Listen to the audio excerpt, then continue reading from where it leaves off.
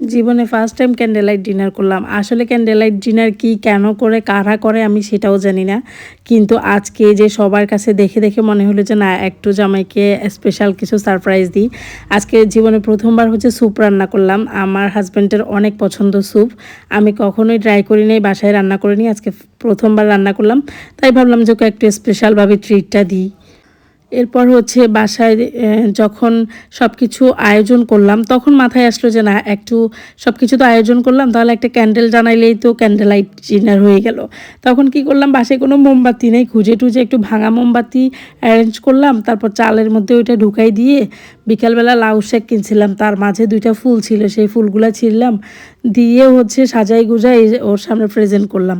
ও তো প্রথমে বাসায় ঢুকে ভাবলো যে কী ব্যাপার, আজকে আবার কোনো অকেশন টকেশন কিনা বা কারোর জন্মদিন কিনা, আমি আবার ভুলে গেলাম কিনা। মানে গত বছর আমার জন্মদিন ভুলে গেছিলো, তো আবার সেই ভয় আছে যে তোমার জন্মদিন তো ওই দিন পালন করলাম, আবার চলে আসলো নাকি, যে ভুলে গেলাম নাকি। যাই হোক, তারপর যখন ওর সামনে প্রেজেন্ট করলাম, ও তো মহা খুশি, ওর কাছে খুবই ভালো লাগে স্যুপ। ও পুরা স্যুপ ওই একাই খাইছে, আমরা জাস্ট একটু একটু ট্রাই করলাম আর কি। ম্যাক্সিমামই ও খাইছে আর আমরা অল্প অল্প একটু খাইছি। আর স্যুপটাও অনেক মজা হয়েছে। আমি যে জীবনে প্রথমবার স্যুপ রান্না করছি, এই স্যুপটা খাওয়ার পরে মনেই হবে না।